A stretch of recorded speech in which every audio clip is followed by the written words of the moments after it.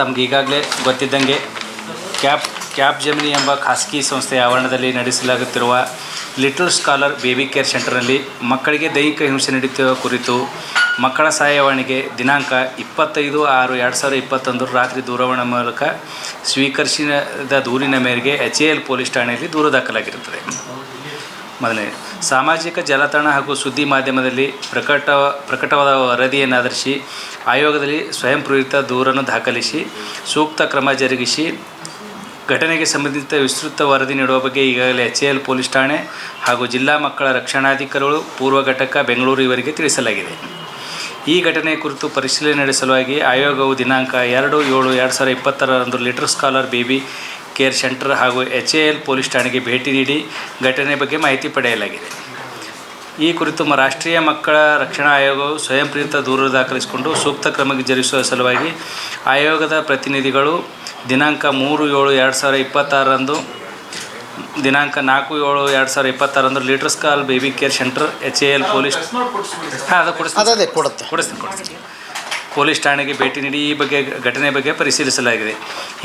ಈ ಬಗ್ಗೆ ಪೊಲೀಸ್ ಇಲಾಖೆಯು FIR ದಾಖಲಿಸಿ ವಿಚಾರಣೆಗಾಗಿ ಡೇ ಕೇರ್ ಸೆಂಟರ್ನಲ್ಲಿ ಕರ್ತವ್ಯ ನಿರ್ವಹಿಸಿ ಇಬ್ಬರನ್ನು ಬಂಧಿಸಿ ಮಾನ್ಯ ನ್ಯಾಯಾಲಯದ ವಶಕ್ಕೆ ಒಪ್ಪಿಸಲಾಗಿದೆ. ತನಿಖೆಯನ್ನು ಮುಂದುವರಿಸಲಾಗಿದೆ. ಈಗ ಸುಜಾತ ಮತ್ತು ವಿಜಯಲಕ್ಷ್ಮಿ ಅಂತ ಅಲ್ಲಿ ಡೇ ಕೇರ್ ಸೆಂಟ್ರಲ್ಲಿ ಕೆಲಸ ಮಾಡ್ತಾ ಇರೋ ಸಿಬ್ಬಂದಿಗಳು.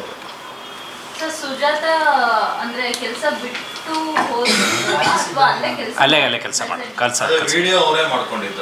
ಇಲ್ಲ, ಅದ್ರ ಬಗ್ಗೆ ತನಿಖೆ ನಡೀತಾ ಇದೆ. ಮೊಬೈಲ್ ರಿಕವರಿ ಮಾಡಿದ್ಮೇಲೆ ಗೊತ್ತಾಗುತ್ತೆ. ಇನ್ನೊಬ್ಬಳು ಮಂಜುಳಾ ಅನ್ನೋಳು ಒಬ್ಬಳು ಸಿಕ್ಕಿಲ್ಲ. ಅದು ಆದ ತಕ್ಷಣ ಅದರ ಬಗ್ಗೆ ಪೊಲೀಸರಿಗೆ ನಾವು ಇದು ಮಾಡ್ತೀವಿ. ಬೆಂಗಳೂರಲ್ಲಿ ಒಟ್ಟು ಇದೇ ತರ ಪ್ರೈವೇಟ್ ಡೇ ಕೇರ್ಗಳು ಎಷ್ಟಿದೆ ಸರ್? ಇನ್ನೂ ಯಾವುದು ಮಾಹಿತಿ ಇಲ್ಲ ಮೇಡಮ್. ಅವರು ಯಾವುದೋ BBMPಯಲ್ಲಿ ತೊಗೋಬೇಕು ಅಥವಾ ಯಾವುದರಿಂದ ಪರ್ಮಿಷನ್ ತೊಗೋಬೇಕಂತ ಅವರಿಗೆ ಯಾವುದೂ ಗೊತ್ತಿಲ್ಲ. ಕೆಲವೊಂದು ಕಂಪ್ನಿ IT ಇಂಡಸ್ಟ್ರಿಯಲ್ ಇದ್ರ ಬರೋದ್ರಿಂದ ಅವರು ಕೆಲವರು ಲೇಬರ್ ಡಿಪಾರ್ಟ್ಮೆಂಟಲ್ಲಿ ತೊಗೊಂಡಿದ್ದಾರೆ. ಇವರು ಒಂದು ಕಾಮನ್ ಆಗಿ ಯಾವುದೂ ತೊಗೊಂಡಿಲ್ಲ ಅವರು. ಅದು ಈಗ ರಿಕಮೆಂಡೇಶನ್ ಏನು ಮಾಡ್ತಾ ಇದ್ದೀವಿ, ಎಲ್ಲರೂ ಒಂದೇ ಅಡಿಯಲ್ಲಿ ಬರಬೇಕು. ಯಾವುದೇ ಎಲ್ಲ ಡೇ ಕೇರ್ಗಳು ಒಂದೇ ಅಡಿಯಲ್ಲಿ ಬರಬೇಕು. ಅದು ಎಲ್ಲ CC ಕ್ಯಾಮ್ರಾಗಳು ಅನ್ಕರೆ ಅವ್ರ ತಂದೆ ತಾಯಿಗಳಿಗೆ ಆಕ್ಸೆಸ್ ಇರಬೇಕು. ಆನ್ಲೈನ್ ಅವ್ರ ಮಕ್ಕಳು ಏನು ಮಾಡ್ತಾ ಇದ್ದಾರೆ ನೋಡೋಂಥದ್ದು ವ್ಯವಸ್ಥೆ ಇಲ್ಲ. ಈಗ ನಾನು ರೆಡಿ ಮಾಡ್ತಾ ಇದ್ದೀವಿ. ಇದೆಲ್ಲ ತಕ್ಷಣ ಕೊಟ್ಬಿಡ್ತೀವಿ. ಇದು ಕ್ಲಿಯರ್ ಸರ್ಕಾರಕ್ಕೆ ಪ್ರಸ್ತಾವನೆ ಸಲ್ಲಿಸಿ ಕಮಿಷನ್ ಬರೀತೆ. ಸರ್ಕಾರದಿಂದ ನಾವು ಇದನ್ನು ಮಾಡಿಸ್ತೀವಿ. ಇಲ್ಲ ಅಂದರೆ ಅದು ಇದು ಅಂತಲ್ಲ ಸರ್, ಯಾವುದಾದ್ರೂ ಅಡಿಯಲ್ಲಿ ಬರಲಿ, BBMP ಹತ್ರ ಬರಲಿ ಅಥವಾ ಎಜುಕೇಷನಲ್ಲಿ ಬರಲಿ ಅಥವಾ ಅಂಗನವಾಡಿ ಮಹಿಳಾ ಮಕ್ಕಳ ಕಲ್ಯಾಣ ಇಲಾಖೆಯಲ್ಲಿ ಯಾವುದಾದ್ರೂ ಅಡಿಯಲ್ಲಿ ಬರಲಿ, ತೊಂದರೆ ಇಲ್ಲ. ಬಟ್ ಎಲ್ರಿಗೂ ಅಕ್ಸೆಸ್ ಆಗಬೇಕು, ಅವ್ರ ಮಕ್ಕಳು ಸೇಫ್ ಇರಬೇಕು ಅಂತೇಳಿ. ಅದು ಯಾವುದು ಮಾಹಿತಿ ಇಲ್ಲ ಮೇಡಮ್ ಇಲ್ಲಿವರೆಗೂ. ಒಂದು ಕಡೆ ಈ ರೀತಿಯಾದಂಥ ಘಟನೆಗಳು ಹೆಚ್ಚಾಗಕ್ಕೆ ರೀಸನ್ ಅಂತ ಅನ್ಸೋದಿಲ್ಲ ಸರ್. ಯಾಕೆಂದ್ರೆ ಏನಾದ್ರು ಈ ತರದ ಇನ್ಸಿಡೆಂಟ್ ಆದಾಗ ಆಯೋಗ ಎಂಟ್ರಿ ಆಗುತ್ತೆ, ಎಲ್ಲರೂ ಕೂಡ ಎಂಟ್ರಿ ಆಗ್ತಾರೆ.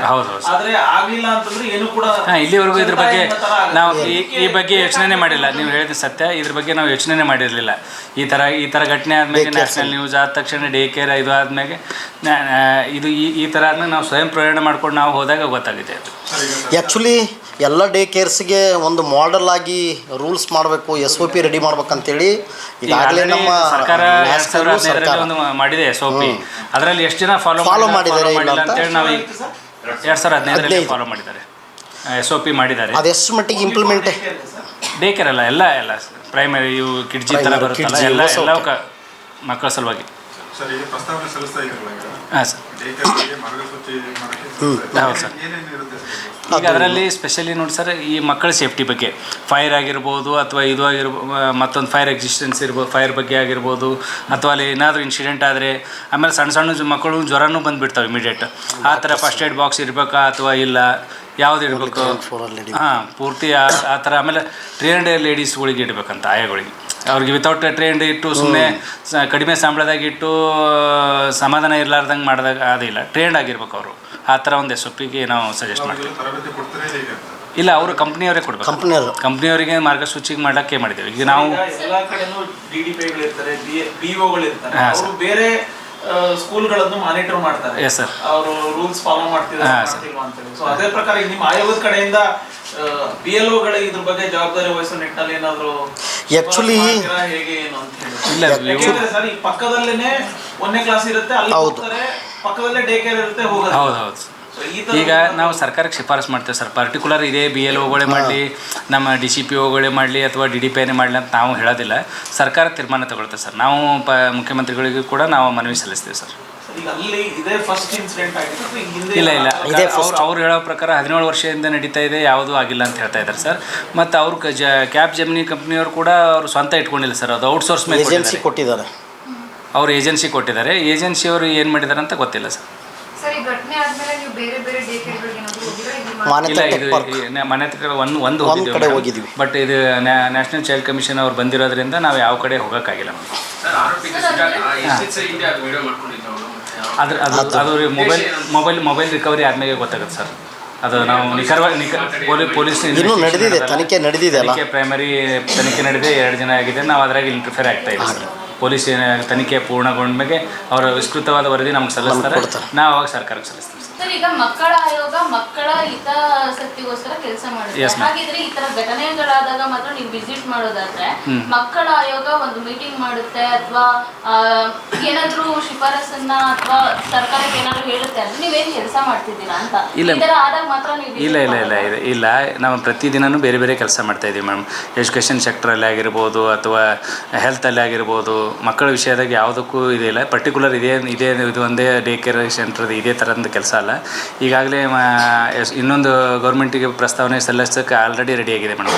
ಈಗಾಗಲೇ ಮೊನ್ನೆ ನಮ್ಮ ಹಿಂದಿನ ಮುಖ್ಯಮಂತ್ರಿಗಳು ಸಿದ್ದರಾಮಯ್ಯನವರು 16 ವರ್ಷದ ಮಕ್ಕಳಿಗೆ ಮೊಬೈಲ್ ಬ್ಯಾನ್ ಆಗೋದು ಅದೆಲ್ಲ ಪೂರ SOP ರೆಡಿ ಮಾಡ್ತಾ ಇದ್ದೀವಿ ಮ್ಯಾಮ್ ಶಾಲೆಯಲ್ಲಿ.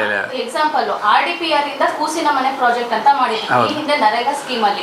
ಆ ಕೂಸಿನ ಮನೆಗೆ ಎಷ್ಟು ಸಲ ನೀವು ವಿಸಿಟ್ ಮಾಡಿದ್ದೀರಾ ಸರ್ ಮಕ್ಕಳ ಆಯೋಗದಿಂದ?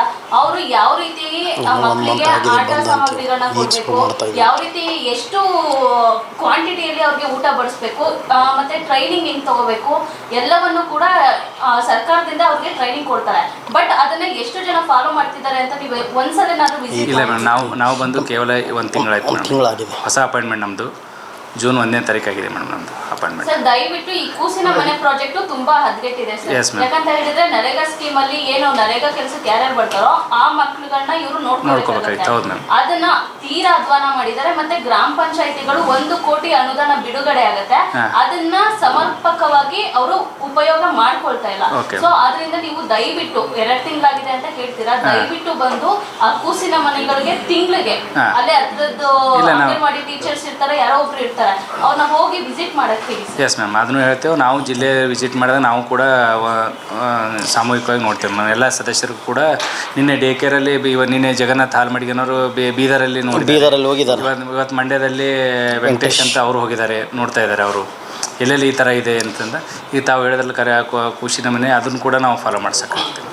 ಸರ್, ಈ ಘಟನೆ ಆದಮೇಲೆ ನೀವು ನೆಕ್ಸ್ಟ್ ಯಾವ ರೀತಿಯಾಗಿ ಕೇರ್ ತಗೊಳ್ಬೇಕು ಅಥವಾ ನೆಕ್ಸ್ಟ್ ಏನೆಲ್ಲ ಪ್ಲಾನ್ಗಳು ಮಾಡ್ಕೊಂಡು? ಈಗ ಆಗಿರೋದು ಒಂದು ಪಾರ್ಟ್ ಮೇಡಮ್. ಇದು ಕ್ಯಾಬ್ ಜೆಮಿನಿ ಮತ್ತು ಇದ್ರದ್ದು ಒಂದು ವಿಚಾರ ಆಯಿತು. ಈಗ ನಾವು ಈ ಥರ ಘಟನೆ ಆಗ್ಲಾರ್ದಂಗೆ, ಕರ್ನಾಟಕದಲ್ಲಿ ಆಗ್ಲಾರ್ದಂಗೆ, ಮಕ್ಕಳಿಗೆ ತೊಂದರೆ ಆಗ್ಲಾರ್ದಂಗೆ, ಇದು ಬೆಂಗಳೂರು IT ಸಿಟಿ ಇದೆ ಮ್ಯಾಮ್. ಇಲ್ಲಿ ಕೆಲಸ ಮಾಡೋರು ಡೇ ಕೇರಲ್ಲಿ ಬಿಡಲೇಬೇಕಾಗುತ್ತೆ ಅಂತ ಪರಿಸ್ಥಿತಿ ಇದೆ ಜಾಬ್ ಸಲುವಾಗಿ. ಹೀಗಾಗಿ ಈಗ 35 ಜನ ಏನು ಮಕ್ಕಳು ಕಲಿತಾ ಇದ್ದಾವೆ, ಆ ಪೇರೆಂಟ್ಸಿಗೂ ಕೂಡ ನಿಮ್ಯಾನ್ಸಿಂದ ಕೌನ್ಸಿಲಿಂಗ್ ಮಾಡಿಸ್ಬೇಕಂತ ಒಂದು ಪ್ರಯತ್ನ ಇದೆ. ನಾಳೆ ಮಂಡೇ ಅಥವಾ ಟ್ಯೂಸ್ಡೇ. ಸೊ ಅವರು ಅಲ್ಲಿ ಈ ಥರ ಘಟನೆ ಆಗಿತ್ತ ಮೊದಲು ಏನಂತಾರೆ ಅವ್ರ ಒಪಿನಿಯನ್ ಏನಂತ ಕೇಳಿ ಅವರು ಕೌನ್ಸಿಲಿಂಗ್ ಮಾಡಿಸ್ಮೇಲೆ ಅವ್ರಿಗೆ ಒಂದು ಸ್ಪಷ್ಟವಾದ ಒಂದು ಇದು ಬರುತ್ತೆ. ಅವ್ರ ಕಡೆಯಿಂದ ಇನ್ಪುಟ್ಸ್ ತೊಗೊಂಡ್ಬಿಟ್ಟು ಇಲ್ಲ ಪೇರೆಂಟ್ಸಿಂದ ಒಂದು ಕೌನ್ಸಿಲಿಂಗ್ ಮಾಡ್ತೇವೆ ಮೇಡಮ್. ಮಕ್ಕಳು ಕೂಡ ಒಂದು 3-4 ವರ್ಷದಿಂದ ಒಂದು 5-6 ಜನ ಅದಾರೆ, ಸ್ವಲ್ಪ ಮಾತಾಡ್ತಾರಂತ ಅದನ್ನು ಒಂದು ಮಾಹಿತಿ ಇದೆ ಮ್ಯಾಮ್. ಅವ್ರಿಗೆಲ್ಲ ಕೌನ್ಸಿಲಿಂಗ್ ಮಾಡಿಸೋಣ ಅಂತ. ನಮ್ಮ ಕಾರ್ಯಕ್ರಮಗಳನ್ನು ನೀವು ನೋಡ್ತಾ ಇದ್ರೆ ನಮ್ಮ ಚಾನೆಲ್ ಅನ್ನ ಸಬ್ಸ್ಕ್ರೈಬ್ ಮಾಡಿ, ಪಕ್ಕದ ಬೆಲ್ ಐಕಾನ್ ಒತ್ತಿ ನಮ್ಮನ್ನ ಬೆಂಬಲಿಸಿ. ಹಾಗೆ ನಮ್ಮ ಕಾರ್ಯಕ್ರಮಗಳನ್ನ ಲೈಕ್ ಮಾಡಿ, ಕಮೆಂಟ್ ಮಾಡಿ, ಅದನ್ನ ಬೇರೆಯವರಿಗೂ ವಾಟ್ಸ್ಆಪ್ ಮೂಲಕ ಶೇರ್ ಮಾಡಿ. ನೀವು ಹೀಗೆ ಮಾಡಿದಾಗ ನಮ್ಮ ಚಾನೆಲ್ ಮತ್ತಷ್ಟು ಜನರಿಗೆ ತಲುಪಲು ನೀವು ನಮ್ಮೊಂದಿಗೆ ಸಹಕರಿಸಿದ ಹಾಗಾಗುತ್ತೆ. ಇದು ನೀವು ಯಾವುದೇ ಖರ್ಚಿಲ್ಲದೆ ಕೆಲವೇ ಸೆಕೆಂಡುಗಳಲ್ಲಿ ನೀಡಬಹುದಾದ ಸಹಕಾರ. ಧನ್ಯವಾದಗಳು.